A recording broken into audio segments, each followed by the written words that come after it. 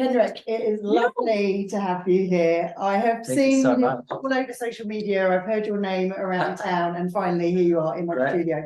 So at time of recording, the moon's in retrograde, and we've probably spent the best part of 20 minutes trying to sort out the ramifications of our software, or my software, as a result. So thank you for your patience. Thank you for having me. It's amazing to be here. It's really good. It's just really good to have you here, and quite ironic that a mindfulness coach is here helping me do this. Well, you've experienced it this morning. You need to breathe, slow down. Absolutely, that's the one.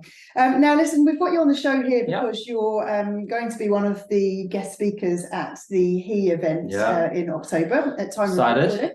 It's going to be really, really cool. But I'd love to hear a little bit more about you and how mindfulness sort of came into your life and kind of let the story unravel. So, who is Kenrick? Cool. Thank you. I'm so excited. I've only been on one other podcast before, and I'm a bit of a talker.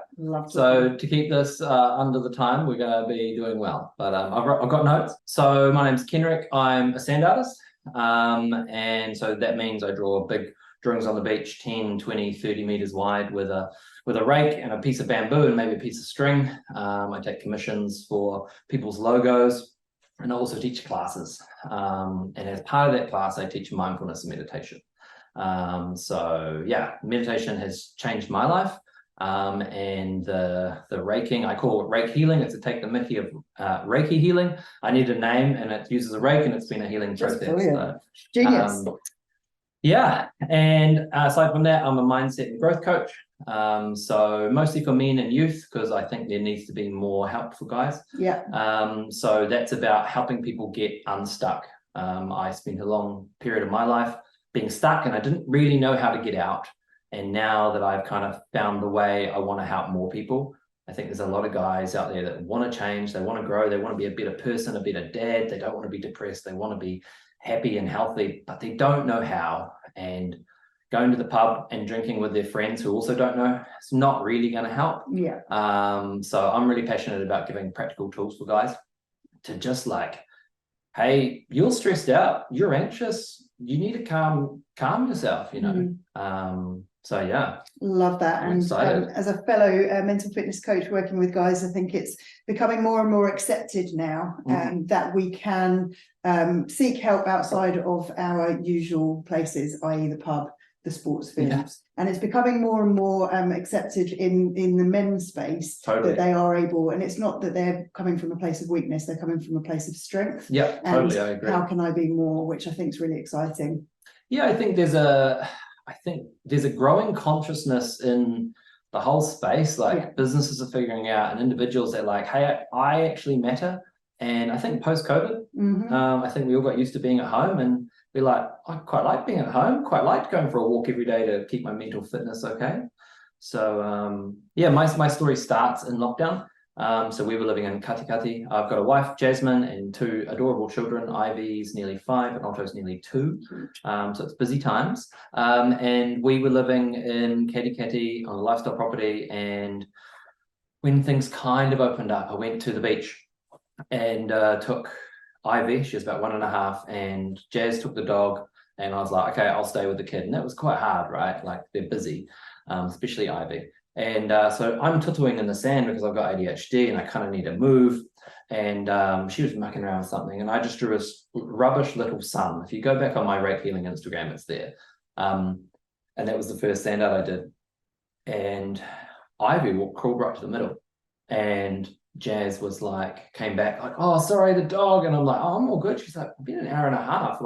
Has Ivy been fun? I'm yeah, she's been super chill. Look what I've drawn. And she's what is going on? And we figured out it's free childcare. Children and dogs go to the middle of these drawings. And I was okay. So I did that a couple times. And that was cool. And I felt calm. I was outside, birds and the waves and moving. And then forgot all about that. Lockdown finished. And then around the same time, my wife and I were having quite major problems. Communication was issues, intimacy was issues, and our daughter was, this is going back actually now, about 12 months old. And I waited until she was 12 months because I thought maybe things will improve. And then went for a walk on the beach, and I said, hey, laid it all out. And I said, if the things don't change, I don't know if I can stay in this marriage. I wouldn't recommend giving your wife an ultimatum. It definitely got her attention, but it's not the nicest way to say things. Interest, did she know? Had she picked up on the signs, or was she? Oh yeah, like we knew we had a little bit of counselling before, and you know, like we had a good relationship and a good friendship. Yeah. Just things were getting worse and worse, and yeah, we now know that it was communication, and I had some bad behavior picked up from my life, and Jazz was enabling that behavior, and it's a vicious cycle of round and round. Yeah. And she was withdrawing and I'm pushing in like, hey, let's hang out, you know, and that turtle in the hailstorm just gets worse and worse. Yeah. So we had some counselling during lockdown. It's quite a good time actually. And we had a lot of counselling. We probably had about 20 sessions in total, through someone in Auckland via Zoom, when the baby was sleeping, you know. So we had a lot of counselling. And around that time, I was genuinely considering leaving Jazz. And I grew up in a Christian home. And so, you know, divorce or leaving your wife was a big deal, right? And I was feeling a lot of like shame from that. And I was thinking, okay, what if this happens? Okay, I go down to the mount, take my shirt off, strap my stuff, find a new lady, you know. And I stopped and went, hold on, you're pasty. You're very much overweight. You're terrible to be around. Like, you don't even want to hang out with you. Like, you're a grumpy bastard and you're terrified of being alone. Like, really? So I started thinking, okay, if I fix some of these things, I bet you this is going to improve my marriage. And then I started down the road of fixing that. And I was slowly. And then after about 6 months, we are now living in Papamoa. And Jazz came to me with her ultimatum. And she said, hey, if things don't change with you, I'm out. And that's when the rubber met the road. And I thought, okay, I've got to make some changes. And I want to make them for me, and I want to make them for Ivy and for Jasmine. And I want to be a better person. Yeah. So conveniently, I hated it at the time, but I was working in kiwifruit, had a job, pretty menial job, walking up and down kiwifruit rows chopping. And but what it meant is I had 8 hours a day plus to listen to books, podcasts. And I'm a learner. So when I set my mind to something, I'm good. So like Brene Brown books, Esther Perel, like attachment theory, like reparenting, trauma, like I went deep. Vivid memories of me crying in the rows, and I hear this, "You're right over there," from a friend, and I said, "No, it's not okay." And I'm drying with pruners in my hand. You know, she comes over a couple of rows, gives me a hug, and then push play and go back in. And I was really pushing into my shadows, into the dark stuff. Yeah. And I'd come home and journal and big realizations. So that really started me down the track of like, okay, I've got a lot of stuff to work on. And it was hard. I think there's something in me that wants to grow and wants to change. I like challenging myself. I like challenging other people and helping people through that. So I think maybe there was that impetus, but also I deeply loved my wife. I wanted to stay married to her, and I wanted to make sure that Ivy had a dad and a mum. Around the same time, I worked through a thing from Byron Katie called The Work. The Work is amazing. Yeah, and that was like an explosion in my brain. So The Work asks you a question about a belief. Can you know, is it true? And you usually say yes. Can you 100% know that it's true? Okay, no. What emotions is this thing causing you? Oh, sad, angry, frustrated. Okay. What if you turn those emotions around? And the emotions for me was like what? Like we have emotions as men? Like I didn't grow up with emotions in my home. I grew up with sympathy, not empathy. And so to get a list of emotions, I was like, there's 150 of them. What do you mean? Yeah. I was like, I'm definitely feeling that. I'm definitely feeling that. But it was the turnaround for me. It was, yeah, okay, I'm feeling sad, lonely, angry, but I could feel excited, connected. And I'm like, what the heck? And around the same time, listening to podcasts on neuroplasticity, the idea that our brain can change.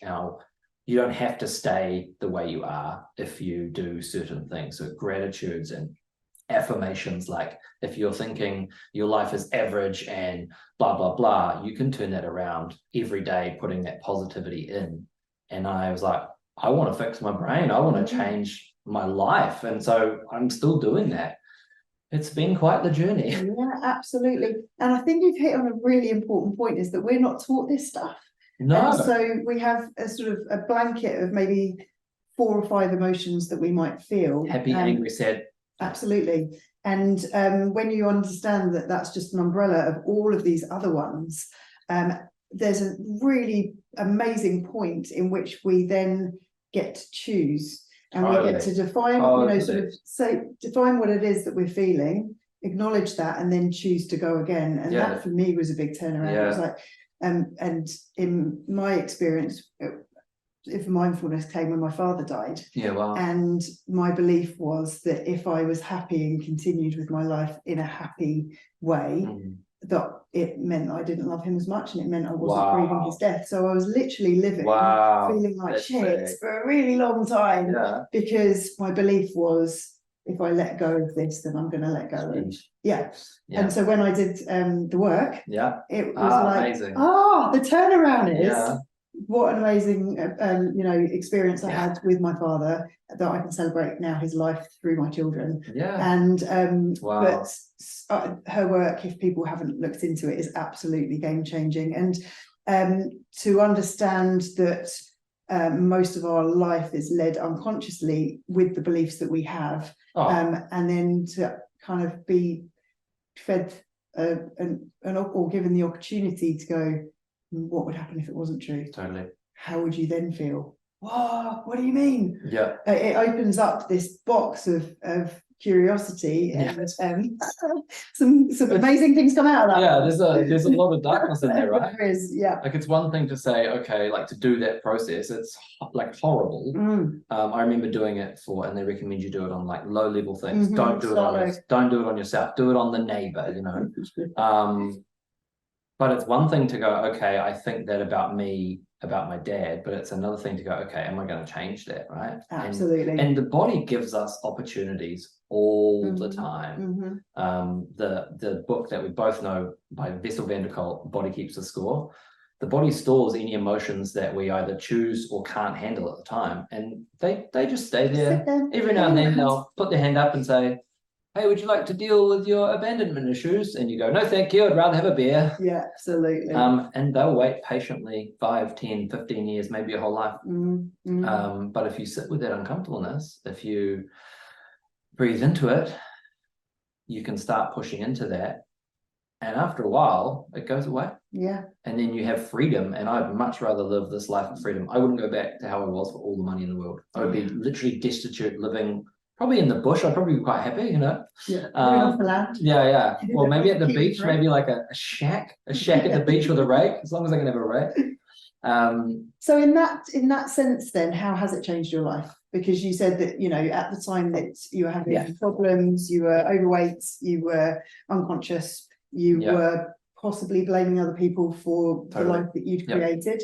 How has mindfulness and your ability to action and live it changed for you? Interesting you mention responsibility, because one of the big things for me was that I thought it was all my wife's fault, and her actions were leading to my unhappiness. And she told me, she's an amazing woman, she told me time and time again, I'm not responsible for your happiness. But I signed up to marriage with a different idea, and I thought she was. And when I considered not being with her, I said, well, I thought I'm still going to have to be responsible for my happiness. So I guess mindfulness plays into this. So around that time, it was September, like 2021, second lockdown. We're at Papamoa, and I was working in kiwifruit. And then we got locked down again. And I thought, okay, what happened last time when the wheels fell off mentally? And I had a lot more awareness now. I went to the beach. So I researched the heck out of it. I'd seen a Mandela tattoo, and I went all in. So I researched shapes and got a piece of string and a new rake, a good rake, and went to the beach. And every 2 days I was creating these big mandalas. And people started commenting, my auntie, and, oh, lovely, blah, blah, okay. And then lockdown opened up. It was the Freedom Weekend, September 21. Went down to Pilot Bay with a friend. And we did a massive one. It was like 30 meters wide. And you come around, walking around the base track of the mountain, you come to that kind of bay, and everyone was like, whoa. And it blew up on social media and got in the paper. And so I started Instagram, and that's going really well. But I started adding mindfulness when I was living in Papamoa, and I started doing just simple breath. And okay, if I'm doing so many steps, maybe I'll take a breath and then do a shape and move on. And I started being deliberate about adding meditation. And my wife had been doing meditation. I was like, what is that mumbo jumbo? And especially growing up Christian, I was a bit like, Yeah. But I was like, looked into the science of it and I loved it. So I started doing that probably every time I did some sand art, and it gave me perspective. I talk about zooming in or zooming out. You know, our problems are here. If we zoom into a tiny ant, our problems all of a sudden look quite small. Or if we zoom out, if you imagine yourself going back on a drone and you're up at North Island level, you know, the computer problems we had this morning, pretty small. You know, the white Daihatsu Charade that's driving in front of you going 40 k's an hour, you can't even see it, you know. So that perspective, I think, in for big problems and small, you know, like, okay, in front of a big ocean or a big tree, we feel really small. So yeah, mindfulness has definitely changed my life. Still lots of internal work. Reparenting has been a big thing for me. Books, podcasts, pushing into my trauma. I saw a coach. So a good friend of mine now, Charlie. Yeah, she's amazing. And she ran me through embodied processing. So it's actually doing a body scan, entering into kind of your felt sense in your body, and then, okay, I'm feeling a mask of shame from my Christian background. Okay, that's weird, you know, and actually starting to dig into that stuff. And for me, mindfulness calms my nervous system. I know it does. And then I can actually be calm and look at my stuff with compassion and kindness. Yeah, and I think that's a huge thing. I do a lot of work with people around acceptance and commitment therapy, and very similar sort of thing. It's having the courage to be able to step in, but through the lens of compassion rather than judgment. And the reason I started getting into that was because I would look at other people with so much empathy, but as soon as I saw something in myself, I would literally just hammer myself. And even, you know, this morning, old patterns of, oh my gosh, he's the guest, I'm supposed to be prepared, my computer's not working. And what I was making that mean was taking the focus then off. And it's great when you can, instead of flagellating yourself and repeating patterns that aren't actually that helpful, to be able to compassionately step away and say, well, it's happening anyway, and be able to reframe, and you come at it from a different angle and the relationship's different. Totally. And what I love about your work is that it's a very, very practical example of the zoom in, zoom out, and how if we just allow ourselves to step back and become the observer, the whole landscape changes, and we can look at it with compassion, but also a little bit of joy. What I find, certainly being middle-aged, is that there's a lot of us that is so serious, and everything's so serious. Printer's not working, you know, so and so's late, I've got to pay the bills, and we can get drawn into it so easily, and society creates that for us. You know, it's a really easy vacuum for us to get pulled into. But when you step away, there's just so much gold. And so I love what you do, because it's a very practical kind of example of how we can zoom in and out. We just have to have the awareness and then the courage to step into that space. I've learned a lot from being in nature, you know. Like, I think the reason why I found that calm in the beginning with my raking, you're outside for 2 hours, you walk about like 5,000 steps, like you can't go wrong. You're in sunshine. You, like, if you just sat on the beach for 2 hours, you'd probably get bored, but you're focused on something. And like the science of mindfulness that I know now is that is helping your brain calm down. Absolutely. What would you say then to somebody who's listening and going, well, I haven't got 2 hours to go and get a rake? And totally. So in my classes, I teach a 5-minute meditation. So I was always concerned about meditation, that it's half an hour, and I'm like, hey dude, I've got ADHD, I can't sit still for that long, you know, like, can I do it running? But I've been deliberately practicing a 5-minute meditation set to a clock, and that helps for various reasons. But you know that you can give 5 minutes. How long do you sit on your phone scrolling? You know, and that doesn't help you at all. That gets you more keyed up. You know, you've got a million people in your hand. Awesome it is to have a handful of tools, you know, like, so exercise might be one, but you can't rely on that just in case you get injured. But then you can dip into your meditation toolbox, and then you can dip into breath work, you know, cold water immersion, being out in nature. There's all these different things and resources that we're able to ground us and bring us back to center. But I do find there's a bit of resistance to, well, I'm already flat stick and now you're asking me to do something else. Totally. So it's great for us to be able to have these kind of go-tos that actually aren't 2 hours, they're 5 minutes. But then when you build that in as a habit, you realise that actually the 5 minutes, 10 minutes, 15 minutes you're putting in here gives you time. Totally. So yeah, I think understanding a bit of the science behind, and I'm a major nerd. I think I spent most of my life trying not to be a nerd, but I am. I'm go for it. Embrace the nerd. So the science behind mindfulness, and it really helps me. So in our brains, we have a couple of networks: the default mode network and the task positive network. Default mode network, really good for planning, creativity, also rumination. So rumination, being stuck in thought patterns, right? Funnily enough, default mode network, I was reading this morning, we can go most of the day, 50 to 75% on autopilot. Oh yeah, I send this email, okay, get the kids ready, get them out the door, blah, blah, blah. But that's also a great place for negative thoughts to come in. And I got into this, I read a book about ADHD and blah, blah, and they mentioned task positive network, and they said, you can get out of that rumination. I was like, yes, tell me how. They said, by doing a simple task. So a simple task is going for a run, works. Doing the dishes, if that's your thing. But for me, mindfulness, so box breathing. So 4 seconds, breathe in, hold. I can't do it now because I'm talking. Breathe out, hold. You're counting to 4. That is keeping enough of your brain busy that the task mode turns on. Old science says one was on, one was off. They can work together, but I like to think there was one on and one off. So you turn off that default mode network and you go into conscious thought, you go into actual deliberate, this is what I'm doing. If you do that for long enough, the rumination, did I get milk, man, the power dues bill, man, food prices are going up, whatever you're stressing about, that monkey brain will calm and go away, and then you can be calm. Some days I do literally 3 rounds of box breathing. Some days I do 10 minutes, and that's a lot. Like 10 minutes of concentrating, like 1, 2, 3, 4. Other things, breath work works really well. I've been practicing with that. So breath work works well, I think, especially for guys. It's a very active practice. And it's quite intense, right? And you can, depending on intensity of breath, but it's cyclic breathing. So it's breathe in consciously and out.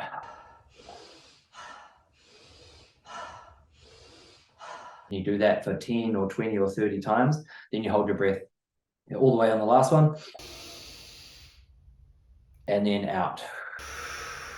And then hold with empty lungs. And if normally you can hold your breath for 30 seconds, you can easily go 1 minute, 2 minutes. That's oxygenating the blood, and if you do it for long enough, you can start seeing visualizations, which I see as free legal drugs. So I've been getting a little bit into that, but I guess that's my personality, pushing into more and more. But what it does for me is, if I'm feeling a little bit like I really can't do box breathing, I'll do breath work. I find breath work more intense, so if I'm tired or I can't be bothered, I'll do box breathing. The other day, I just lay down, put my favorite hoodie on, lay down in the dunes, and I just watched the clouds. Beautiful. And when my mind jumped to, okay, I've got to cook dinner when I get home. Oh, what's the time? I'm like, no, phone's on airplane mode, timer's on, you're not going to be late, Jazz is not going to be annoyed. How many colors can I count, right? Mindfulness is all of our senses. It's, what does this coffee smell like? Okay. How does this chair? Oh, the chair's making a noise. Okay. Oh, and its jersey's quite fluffy. I wonder what it's made out of. Okay, acrylic, interesting. So you're curious, right? You're using all those senses, but that gives your brain something to do. Absolutely. So if you know that theory about task mode, task positive network, you can apply that to a lot of things. Driving, you can do a mindful music, which I've created. I don't know. I'm sure I'll be able to do it, but put the radio on, turn it up loud, pick any song. Like, if you don't know the song, it's better. I did one to a Drake song the other day. I'm not a Drake fan. So it's non-judgmental awareness, okay? It's not, oh man, I hate that Drake guy. He's such a dick, It's, okay, what can I hear? Oh, I can hear a shaker. Oh, they've sampled that Kanye. What? Oh, hold on. And then, how does that make me feel? How does his voice make me feel? Okay, yeah, it does make me feel angry. Move on. Oh, the shaker is quite calming. Oh, the beat underneath is quite cool. Oh, that's amazing. Oh, the lyric means this, right? What are you doing? You're keeping your brain busy. You're out of that rumination. and you'll find that you're quite calm, and you can do box breathing on the steering wheel, counting. So yeah, there's a few tools there. But yeah, I do it probably, well, as needed, probably once a day now. I've got 2 young kids, working, run my own business, usually in the afternoon. So we swap, me and my wife. So one of us gets a morning for like an hour before the kids go to daycare, and one of us gets the evening. So each day we're both guaranteed some time, and kind of our rule is like, unless you've got work that needs doing, it's get outside, move your body, do some mindfulness, and then when we come back, we're both in green brain. We can actually parent, we can, we can be present, which is really cool. And I think time away from the kids is fine if when you come back you're on. So absolutely. And again, you're tapping into a good point. A lot of people are still really distracted when they're either with their partners or with their children, or indeed with their friends. They're here but they're not there. Their thoughts are elsewhere. And so to have the ability to be able to go into that green and be present, the micro moments that you pick up when you're fully present, it's just you're just so there. Mindful, right? Absolutely. And most of us are living small weeny percentage in that space. Kids do it really well. My son is eating the other day. He's a beast. He's like and he's got a handful of like crackers, and then he sees an ant walk across the bench. He just drops the crackers, and he's like But if we all did that, like your dog, I was fascinated running around the mount yesterday, and there was a seal. I stopped my run, I stopped my podcast, and I just like sat there, and I was just like, and there it is. And life, I've always wanted more out of life. I've always been faster, more alcohol, more drugs, everything, right? When you learn about mindfulness, the beach is not just the beach. The beach is full of experiences. So actually, I found a way to make my life bigger and better by looking at less. I love it. And I'm like, content, calm for the first time in 37 years, like truly just like, and in 5 minutes, like I started testing, is it more efficient to have a beer? I started working out more at the gym, and I thought, okay, beer's kind of stopping me working out.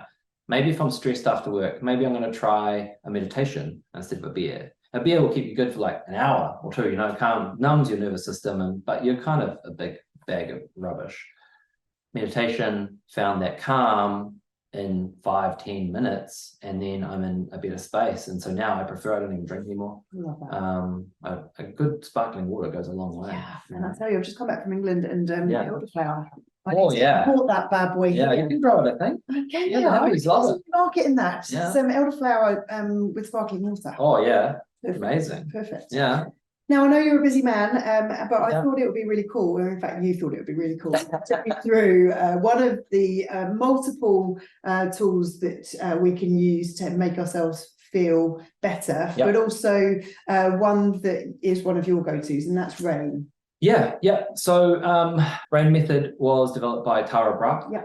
So she teaches self-compassion and self-inquiry. So I think once I learned about meditation, I'm calm, and then I'm like, but what happens when you do like go into your inner world? Stuff keeps coming up, hey, you're a jerk to that guy at work. Oh crap. Okay. Or hey, you're actually feeling like a lot of stuff, especially when you kind of get into the body. You're like, I have a constant nervousness in my throat when I think about my dad, or, like whenever I think about, whatever your thing is, but you're like, the clues start coming up. I teach meditation to kids at school, and, like halfway through the meditation yesterday, one girl says, I'm scared. She's going for operation tomorrow. I said, okay, acknowledge it. That's fine. Your body's trying to tell you, thank your body.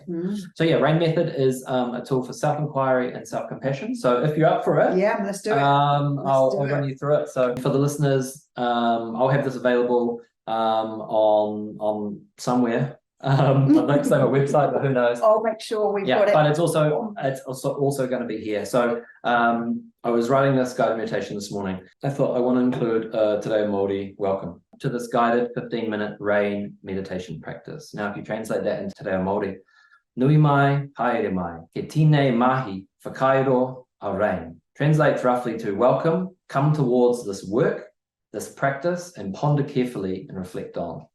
When I saw mahi in there, I was like, oh, it gives me shivers. I cried this morning translating it. Because something about the Māori language as well that just gets deep into your soul. Oh, the invitation to like come and do this work. And I was like, oh, okay. Yeah. So today we embark on a journey of self-awareness using the RAIN method to navigate through challenging emotions and experiences. This meditation is designed to help you build a stronger connection with your inner world while fostering mindfulness and self-compassion. RAIN stands for recognize, allow, investigate, and nurture. So we'll start with some box breathing to get you into it. Then we'll do a body scan, and then we'll move into the RAIN. So follow along if you're at home. So start by finding a comfortable position, either seated or lying down. Close your eyes. Don't close your eyes if you're driving. Take a deep breath in and out. So we'll inhale for a count of 4, 2, 3, 4, and hold. 2, 3, 4, and exhale. 2, 3, 4, and hold. 2, 3, 4, and we'll just keep doing that for a couple more. Hold. 2, 3, 4, out. 2, 3, 4, and hold. If you get confused, just go back. You can count on the steering wheel or on your hands.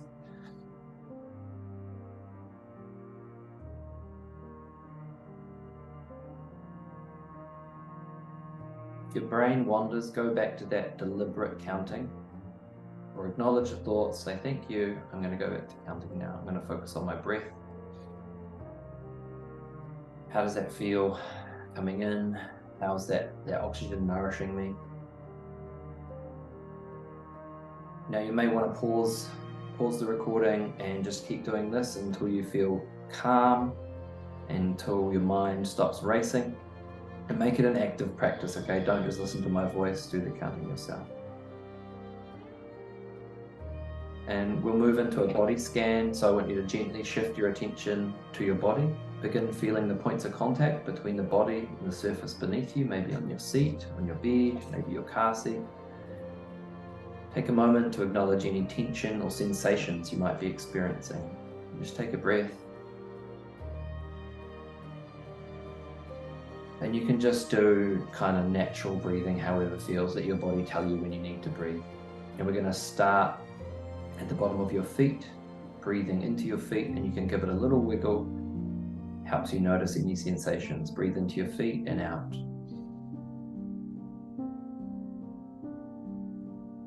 Moving up to your calves, up the back of your body. Breathe in, wiggle, wiggle, and out. Moving up to your glutes, your thighs, breathing in.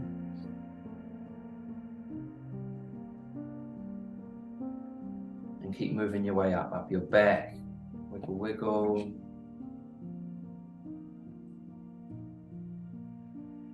And taking time, breathing in, noticing any tightness or relaxation, any parts that feel any pain or numbness, or maybe some darkness, all the way up to your head, your arms, your chest, down the front of your thighs, your puku, down your thighs, your shins, and back to your feet. And you can repeat that as many times as you need to get into contact with your body. This can take a little bit of practice. How are you feeling here? Yeah, touch your body. Feel Awesome. So now we're going to move into RAIN method. And just checking in with your body to feel what feels tight, maybe some tension, what came up. Recognize that in your body. So put your hand there, place your hand maybe where you're feeling that. Then we'll move to allow. So this can feel really uncomfortable. So we're going to sit with those emotions. And maybe if you're up for it, you could name them out loud. So I try for 5 because it really makes you think. Or you can keep it inside. You can whisper that to yourself or out loud, whatever works for you. Maybe it's shame. Maybe it's pain. Maybe it's grief. Maybe you feel lonely. Maybe you feel disgust. I usually name an emotion out loud for me, and then I sit with it, take a deep breath into that, say I'm feeling lonely. Maybe I'm feeling something in my face. Okay, put my hand there. And this feels highly uncomfortable if we're not used to it. We're not used to sitting with our emotions. We're used to pushing them away. How you doing? You doing all right? Yeah, I'm good. Nice. So it's coming up. Cool. Okay. Now we move to investigate. Okay. What does this vulnerable part need right now? And I think about whatever the strongest emotion is, or feeling, or discomfort, or tension in your body, and breathe into that. What does it need? Maybe it needs a gentle touch on the shoulder. Maybe it needs a comforting word. I see you. I love you. My favorite buzzword for me, I'm proud of you. Even doing this, I'm feeling a little bit of tightness in my chest and my throat, just even when saying that. It's funny when you said the proud one. It's like, oh yeah, there it is. Yeah. So say that to yourself, either in your head or out loud. I'm proud of you. You can use your name. And you know what your buzzword is, right? And this is some true vulnerability with yourself when you, I think, acknowledge that of, I'm scared, I feel alone, I'm anxious. And maybe if you need some extra help, you can invite a spiritual entity if that's your thing, or maybe for me, sunshine is so huge. So if I'm outside in the sun, which I usually am, okay, invite that sunshine, that warmth, just to invade that area, that tightness. What would that look like? Maybe it's a picture. Maybe you see darkness. Could you invite the sunshine and could you crack open your chest, imagine it, and imagine that sun coming in? And then we move to nurture. So how can you nurture this in yourself? And I start with the phrase, this makes sense. And it makes sense because it makes sense that I'd be feeling uncomfortable right now because I'm not used to telling me that I'm proud, because I think that someone else should have told me that. It makes sense that I'm worried about my presentation at work, or my pay rise that I've got a meeting for tomorrow, or whatever it is for you. What do you need to hear? In a gentle whisper of reassurance, it's okay. You can think about a friend, some entity, sunshine, and bring that into the situation. Imagine your grandma hugging you, or your close friend, and then as we come to the end of the practice, just take awareness of how you feel, how grounded you feel, how calm you feel, maybe what positive emotions you're feeling. Name a couple in your head. I'm feeling really calm, grounded, I'm feeling in control. And you can open your eyes when you're ready and come back to the present. How was that? Yeah, it was really nice, actually. Yeah. It's quite nice going inward sometimes and actually working out how you really are. Yeah. Because I think sometimes it's all, you get busy in the doing, don't you? Yeah, so there's a lot going on in our internal world. I think it's important to stop and slow down first. And I think I can jump into the stuff pretty quick now. But for a lot of people, even what are you feeling, what emotions, that's going to be big. Absolutely. Right? And like I say, we haven't been taught these things, so they're like, well, I don't know. No. I remember having a client and he literally couldn't describe to me how he was feeling because he did not know what emotions were. And so we set a timer for every 2 hours for him to, when the timer went off, he would do a body scan. And he noticed, oh my gosh, I'm holding tension in my jaw. Oh my gosh, my fists are being clenched, you know, and all of these physical representations of the pressure that he was putting himself under. So I love that. I haven't done the Ray method before, and that's going to be adding that to my little route. No worries.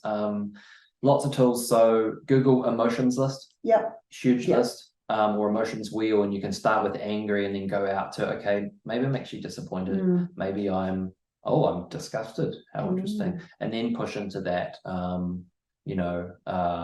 Emotions list are huge. So I think it's a language. You know, like I love Te Reo Māori, but I don't know the language. And so I need a dictionary for that. And so if you want to start digging into some of the stuff you're feeling, which is probably going to be emotions, you need to learn the language.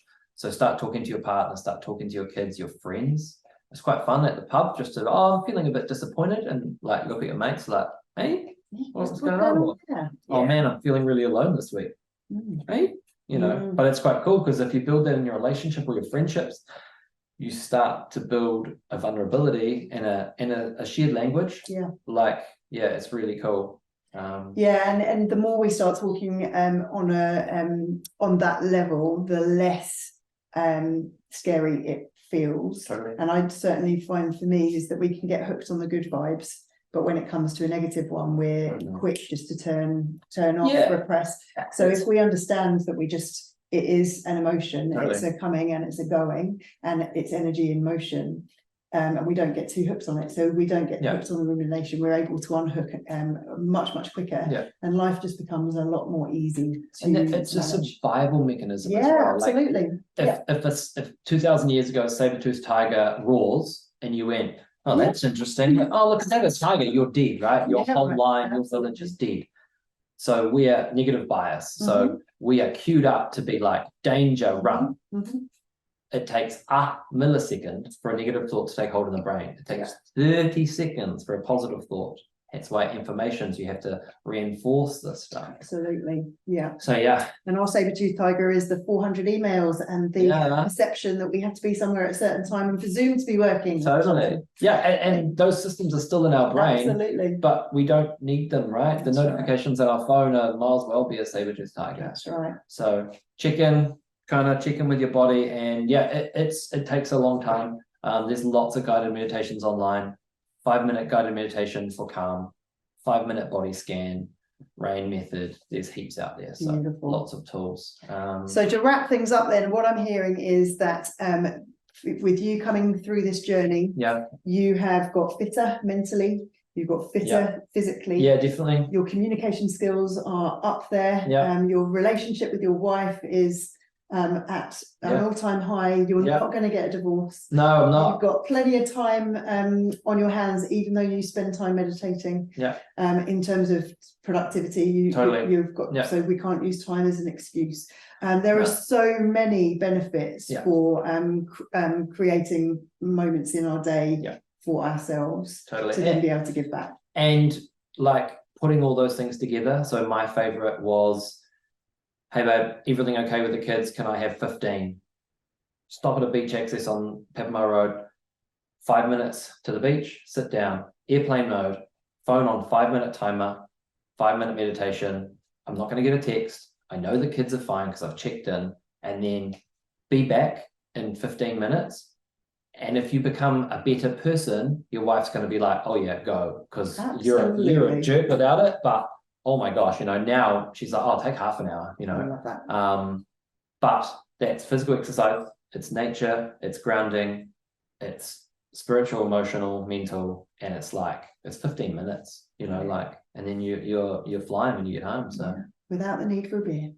Yeah, you can have a beer when you get home if you want, if you don't have a problem, go for it. It's just a drink, but it's more of it's the attachment to it's a question that's for another day, but question that's got me going is, what are you numbing from? And if you recognize, I'm having a drink because I'm gutted about my relationship with my dad or my wife or work.